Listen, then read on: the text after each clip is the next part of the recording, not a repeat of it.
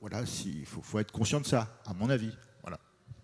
Mais est-ce que vous pouvez, enfin votre avis c'est que vous déplorez le fait que le numérique va remplacer l'intervention de travailleurs sociaux sur le terrain et donc vous vous interrogez sur Bah, comment on pourrait éviter ça ou c'est simplement oui, oui, vous y voyez une par exemple. fatalité? Par exemple, je veux dire que c'est inévitable que le numérique va remplacer les interventions des éducateurs et autres travailleurs sociaux sur le terrain. Je veux dire qu'il y a tous les expériences tournent autour de ça. Je veux dire que la ville de Nice est l'exemple criant de cette logique. Et je veux dire, il y a aussi Saint-Étienne qui prépare ça. Et je veux dire que là, la France fait partie des 60 pays qui ont acheté la reconnaissance faciale à la Chine. C'est pas un scoop, hein.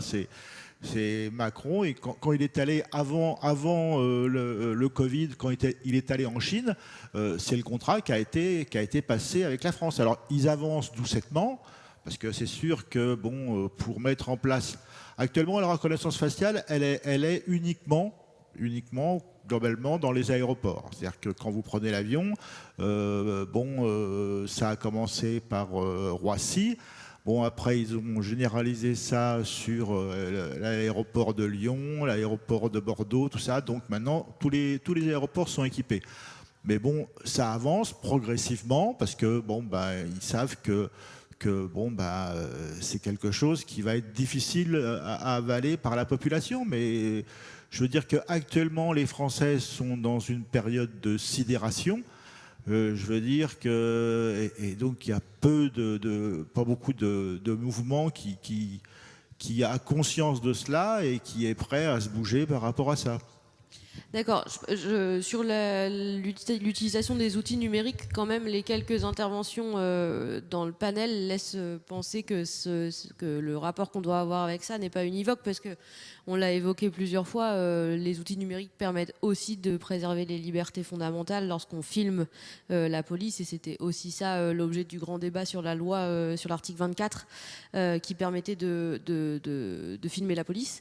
Et s'agissant de votre affirmation que la vidéosurveillance va remplacer les travailleurs sociaux, je n'y vois pas de fatalité. Enfin, je pense qu'on est tous autour de la table pour justement, enfin de la table absente, de la table imaginaire pour imaginer des solutions pour que ce soit pas le cas. Mais je note votre alerte et je pense que tout le monde l'a bien en tête.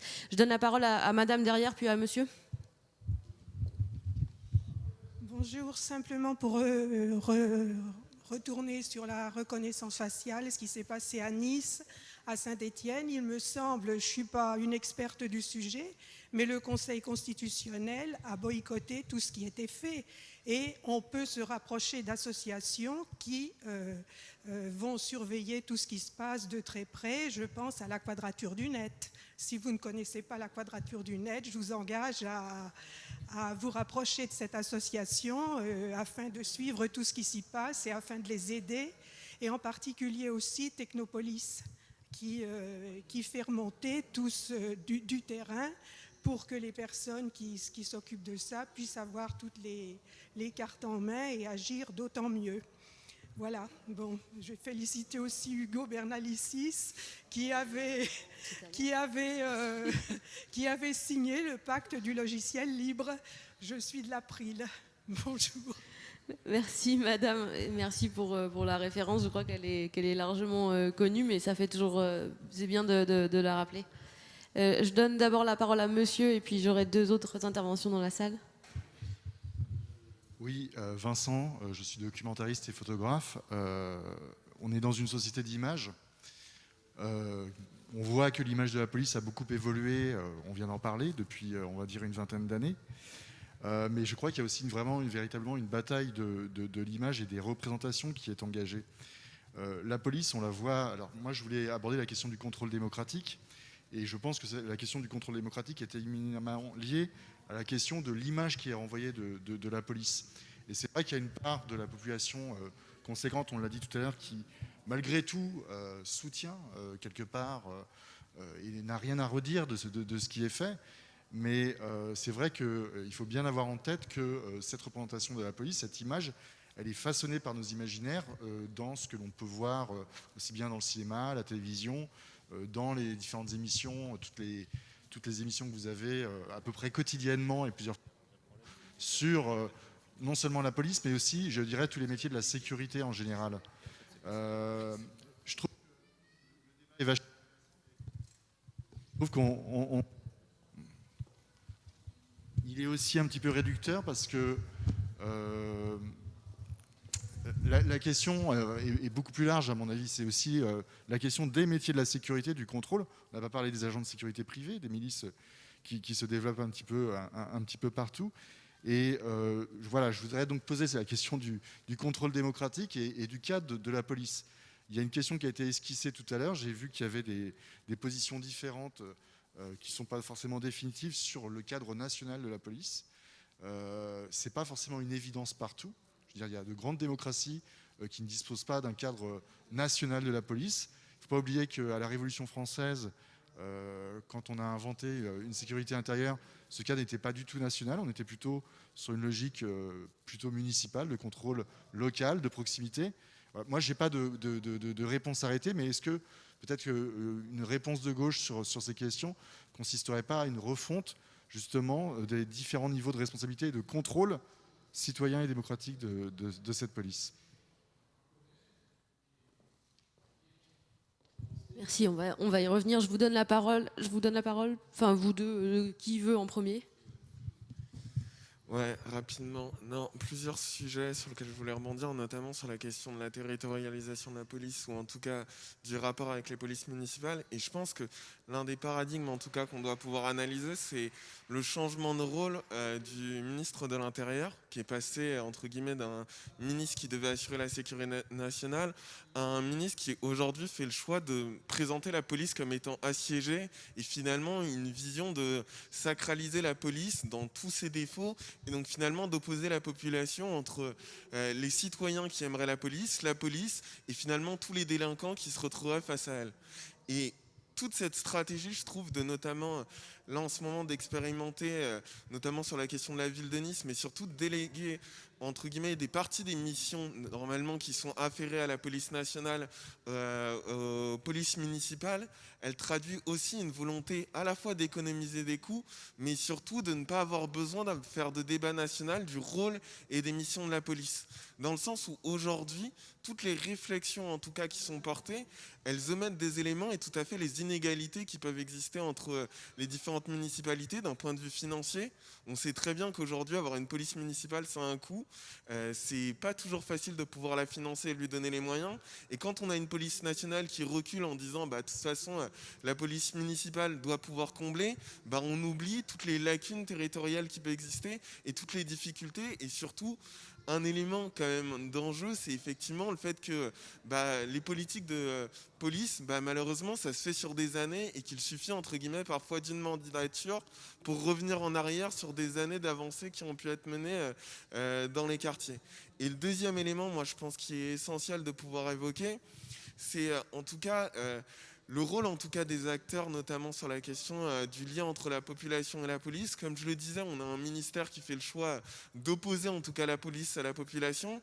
Et l'une des difficultés qui est les plus importantes, c'est qu'aujourd'hui, dû notamment au droit de réserve et une place particulière des syndicats policiers, on a du mal à pouvoir avoir des acteurs, ou en tout cas où on peut échanger et poser les questions de police au-delà de discussions qui sont parfois caricaturales, où du coup on est dans un débat de, en fait, soit on aime la police, soit on ne l'aime pas, mais de comment on est justement en capacité de pouvoir montrer que en fait, le débat il est un peu plus complexe et un peu plus large, et où justement on a une nécessité de pouvoir essayer d'avancer et de montrer qu'en fait, par exemple, des violences policières, du racisme qui peut être posé, c'est pas juste jeter la police aux orties, mais le problème c'est que justement parce qu'on a une stratégie de corps qui est de dire en fait si jamais on reconnaît qu'un policier a commis un tort, c'est attaquer toute la police, automatiquement ça masque tout, et on se retrouve avec une population qui pour le coup a toutes les raisons d'être ulcérée par la situation. Oui, merci. Donc, Franck, écoutez, moi, j'interviens parce que j'ai une expérience, j'ai eu la délégation dans une ville de la prévention et de la sécurité. Et je peux dire que moi, je suis enseignant, j'ai travaillé avec des policiers donc pendant 6 ans et des cadres de la police. Et je dois dire que j'ai découvert des gens qui étaient des serviteurs de la République tels qu'on peut les attendre.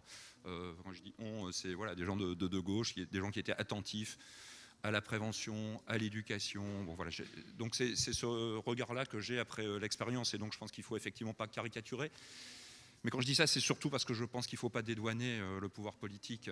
Bon, je pense que ça rebondit. Et quand je vous dis ça, je ne parle pas de n'importe où, parce que la ville dont je parle, c'est la ville de Tourcoing, dans laquelle j'ai été élu. Aujourd'hui, je suis élu d'opposition toujours dans cette ville, mais c'est la ville du ministre de l'Intérieur aujourd'hui, la ville dans laquelle il a la majorité. Et donc on a pu voir très concrètement, c'est-à-dire que l'effondrement de tout ce qu'on est en train d'évoquer sur, au fond, la prévention, les dispositifs, police municipale qui est devenue une police d'intervention fortement. Enfin voilà, donc tout ça on le voit, et donc je pense que c'est vraiment important qu'on n'oublie pas surtout le rôle du politique, le positionnement politique, et qu'on ne dédouane pas le politique par rapport à parfois des caricatures qu'on pourrait avoir de la police. Je crois qu'il y a un enjeu, et aujourd'hui on est dans une situation qui est une situation assez grave de dérive. Effectivement, monsieur l'évoquait, on a un ministre de l'Intérieur qui est peut-être davantage un ministre de la police aujourd'hui, qui se positionne comme ça, et qui au fond ne protège pas tant que ça les policiers d'une certaine manière, je pense, à terme. Voilà ce que je voulais juste évoquer.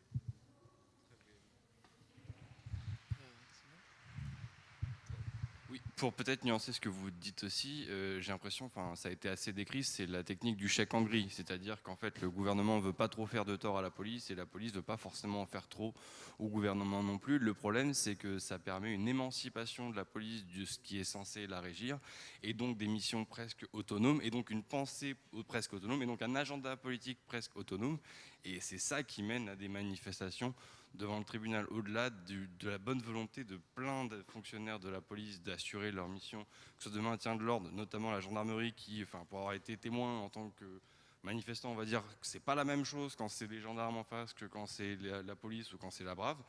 Là-dessus on est d'accord. Le problème, c'est cet agenda qui se dégage et cette indépendance, ces velléités d'indépendance comme ça. On dit déjà que l'IGPN n'est pas indépendante, mais en plus, si jamais la police en tant qu'organisation, en tant que corps, commence à se dire bah oui, moi aussi en fait j'ai des... Monsieur Fauvergue, quand même, c'est super intéressant. Intéressez-vous à ce qu'il a fait, au lobbying intense qu'a été Fauvergue, pardon. Excusez-moi. Lapsus, mais non, vraiment c'est impressionnant en fait à quel point ça a infiltré les différentes institutions, et à quel point au final, un peu comme, c'est une caricature, mais les chasseurs, ça commence à constituer un groupe politique qui a des intérêts propres alors que c'est pas du tout dans sa mission initiale, quoi.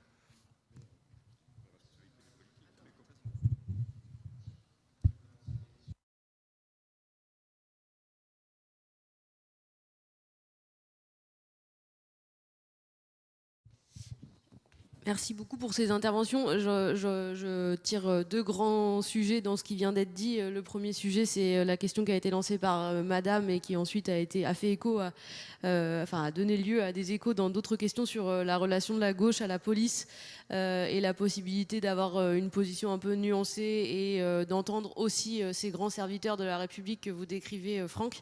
Là-dessus, je vais donner peut-être la parole à Ali qui disait dans mon oreillette qu'il y a 3 jours, il avait des représentants de la police dans son bureau et de la police nationale y compris. Et donc, il y a quand même un dialogue entre la gauche et les acteurs de la sécurité nationale ou locale.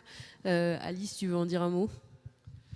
Non, c'était juste pour dire que par définition, ce dialogue, il existe, ne serait-ce qu'au niveau local, en permanence, au quotidien, parce que quand on est élu, on est en confrontation régulière et mensuelle pour ce qui me concerne avec la commissaire de circonscription. Et il y a quelques jours, ça vient justement contredire l'idée qu'on n'a pas d'espace de dialogue et de débat, y compris en étant en désaccord total sur certains aspects. J'avais dans mon bureau, je le disais tout à l'heure, un représentant du syndicat SGPFO, quelqu'un qui est un habitué des plateaux de CNews, pour ne pas donner son nom, qui est quelqu'un de très intéressant, qui a un discours qui nous rejoint sur notamment l'affaiblissement du service public, la nécessité d'une police nationale, d'un État régalien qui assume sa responsabilité. Mais c'est quelqu'un qui disait devant l'Assemblée, parce qu'il a participé évidemment à la manifestation, il a pris la parole en même temps que Alliance Police Nationale, et il a eu des propos très inquiétants d'ailleurs, sur lesquels j'ai des vrais désaccords avec lui. Il disait justement qu'il était temps de faire tomber les digues. Les digues, c'est la séparation des pouvoirs, et tout ça devant l'Assemblée nationale, à quelques mètres, avec des policiers armés en manifestation. Mais ça n'empêche pas de dialoguer et de discuter et d'avoir des points de convergence. Les partis politiques entretiennent également le dialogue, mais force est de constater aussi que ceux qui partagent l'essentiel de nos orientations au sein de la police nationale. Si je prends en tout cas les résultats des élections syndicales, enfin des représentations syndicales et des élections en interne, sont assez minoritaires. Et puis pour certains même, parce qu'ils ont un discours un peu vigoureux, je pense à des gens proches de la France Insoumise en particulier, harcelés quelque part par l'administration, qui au nom de leur devoir de réserve, qui s'applique à eux mais pas aux syndicalistes d'Alliance Police Nationale, sont parfois font l'objet de demandes de révocation de la police nationale. Donc c'est pas simple. C'est pas simple et il y a un recul idéologique incontestable qui est mesurable. Sondage après sondage, on mesure combien au sein de la police nationale, y compris de la gendarmerie, parce qu'il ne faut pas avoir non plus de vision idéaliste de la gendarmerie. J'ai un collègue maire d'une ville voisine de gauche qui partage nos convictions, qui est à la gendarmerie nationale, c'est le seul de l'intercommunalité. Pour rien au monde, il ne remplacerait sa gendarmerie par la police nationale, pour des raisons qu'il sait détailler de façon objective. Mais je disais, Versailles-Satory, à côté de Trappes, caserne de gendarmerie, beaucoup de policiers, ils ont un bureau de vote. Premier tour des élections présidentielles de 2012, donc c'était pas le... Marine Le Pen, 57%, premier tour. Donc voilà, il y a une réalité sociologique, électorale, politique, qui aujourd'hui doit nous inquiéter, doit nous amener à renforcer le dialogue. Moi, je connais des commissaires de gauche, je connais des policiers de gauche, j'en connais aussi qui quittent, je le disais dans l'oreillette de Lucie, qui décident de quitter le métier en disant, et je partage avec vous ce témoignage que je ne devrais peut-être pas partager devant une caméra, un policier qui vient me voir pour changer totalement de métier, mais pas pour travailler à la police municipale celui-là, et qui me dit, c'est un membre du GSPT, de la police de proximité justement, la nouvelle police de proximité, il me dit, j'adore mon métier, j'adore le contact population, d'ailleurs il y a un type remarquable qui est très connu et reconnu dans les quartiers Trappes et qui va absolument partout. Et ils n'ont pas besoin d'être 10 pour qu'ils puissent aller sur le terrain. À 2 piétons, ils arrivent à entrer absolument partout. Et il me dit, je quitte la police nationale parce que quand je dis à mes collègues, on ne va pas les contrôler ce type-là, et pas aux collègues du QRR, on ne va pas contrôler ce type-là parce qu'on le connaît parfaitement. Pourquoi vous allez le contrôler? Ça sert à quoi? Vous savez qui c'est, il sait qui vous êtes. Vous le connaissez par son prénom et même par son surnom. Eh bien, il subit des propos homophobes, des humiliations et effectivement la pression du groupe dont il ne partage pas les méthodes. Donc il décide de quitter la police nationale. Et ce phénomène-là, il ne faut pas être aveugle. Il y a des policiers républicains qui décident, pour certains, de quitter la police nationale, pour d'autres de renoncer à la bataille en interne, parce que la pression de l'extrême droite est de plus en plus prégnante au sein de la police nationale, c'est un fait. Qu'on doit dénoncer, qu'on doit regretter. Et nous allons avoir du travail. Je dis nous parce que si la gauche revient au pouvoir dans les années qui viennent, on n'aura pas trop de 2 ou 3 mandats pour reconstruire une police républicaine qui respecte tout simplement la loi qu'elle est censée faire appliquer, qui garde la paix plutôt que de reprimer et de garantir la survie des institutions et de ceux qui les dirigent. Et le défi est immense et le dialogue n'est pas simple, faute parfois d'interlocuteurs qui partagent nos convictions. Mais ça ne doit pas nous empêcher de continuer à créer des ponts avec ceux qui sont prêts à porter les mêmes combats. Merci Ali. Je disais tout à l'heure que j'avais identifié 2 grandes questions dans toutes vos interventions. La deuxième question, c'était la pertinence de l'échelon local ou de l'échelon national, puisque Hugo avait balancé un pavé dans la mare en disant qu'il fallait renationaliser la police municipale. Pour conclure sur une approche un peu historique, je vais redonner la parole à Fabien. Te revient l'honneur de l'intervention conclusive, peut-être pour donner ton avis sur cette question. Et après on s'arrêtera là et je vous remercie de votre participation à tous. Merci beaucoup, c'est un grand honneur qui m'est donné de conclure cette matinée. Et si vous voulez, je vais la conclure par un petit point d'étymologie. On dit que la police est une fonction régalienne de l'État. Or, ce qui est régalien, donc c'est ce qui se rapporte au roi. Si vous regardez les compétences royales en matière de sécurité et de justice, vous serez sans doute surpris de voir que la tranquillité publique, la sécurité publique ne sont absolument pas des compétences régaliennes. Ça a toujours été des compétences des villes. Et l'ironie de l'histoire, c'est que lorsque les grandes lois de la République, n'est-ce pas, sur les pouvoirs du maire sont adoptées en 1883 ou 84, je ne sais jamais, et qui confient au maire le soin d'assurer la tranquillité, l'ordre, la salubrité et la sécurité publique, eh bien, ces lois-là, qui sont des grandes lois de la République, font du maire l'acteur central de la sécurité publique. La justice est une compétence régalienne depuis au moins Louis IX, mais jamais la police ne l'a été. Je vous rappelle tout de même que l'acte de centralisation de la police est un acte de 1941 qui est le produit de la mobilisation incessante d'un corps particulier qui est celui des commissaires de police, qui voulait déjà relever d'un corps central de l'État français, se rapprocher des préfets, leurs grands rêves, leurs grands fantasmes, aujourd'hui d'ailleurs réalisés. Je vous rappelle que les commissaires de police sont des hauts fonctionnaires, y compris celui que vous avez évoqué qui fait un croche-patte à un passant qui court devant lui sous les caméras de télévision. C'est un haut fonctionnaire, n'est-ce pas? Et cette particularité de la police, dont on voit bien d'ailleurs qu'elle irrigue nos imaginaires, on évoque les pouvoirs, les compétences régaliennes de l'État, qui sont celles d'aller régler la tranquillité et la sécurité publique, ça c'est vraiment une particularité française.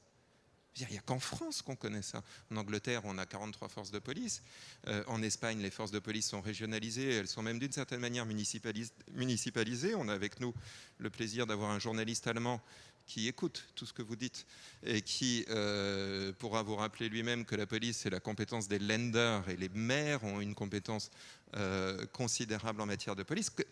La police, c'est une matière des Länder. Ça veut dire que les parlements des Länder, les parlements locaux, contrôle la police, que les policiers sont appelés à travailler avec les parlementaires de la majorité, les parlementaires de l'opposition, et qu'il y a donc des échanges qui sont une porosité qui est beaucoup plus grande entre le politique et les polices, pour répondre à votre interrogation, Madame, qui est une interrogation très juste, qui est le fait que les partis de gauche ont perdu le contact avec les organisations centrales de la police, et elles l'ont perdu bien sûr.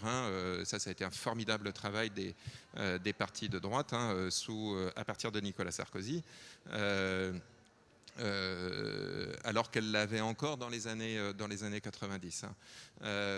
Donc je rappelle, puisque tu m'en as confié la tâche, ce petit point étymologico-historique pour au fond stimuler l'imagination politique autour de ces questions, qu'on ne se laisse pas enfermer dans des schémas qu'on tient pour acquis et qui sont en réalité le produit de dérives successives sur des décennies, portées soit par des partis politiques, soit par des organisations syndicales policières, et qui aujourd'hui ont façonné tout un ensemble d'ornières qui nous empêchent de penser ces choses-là. Donc je me réjouis du débat qu'on a eu aujourd'hui, qui a permis je pense, d'aborder beaucoup de questions et de replacer un peu mieux, du reste, la police et les problèmes de la police dans le champ plus général de celui des conflits sociaux dans nos villes. Merci Fabien, on va conclure avec ces mots. Je tiens à remercier la salle pour la qualité des interventions. Merci beaucoup à tous d'avoir participé à ce débat, et merci beaucoup aux intervenants d'avoir accepté de participer à ce panel très intéressant. J'espère qu'on pourra réorganiser un panel sur la sécurité l'année prochaine, parce qu'il y a encore plein de questions en suspens. Merci beaucoup à tous et bon après-midi.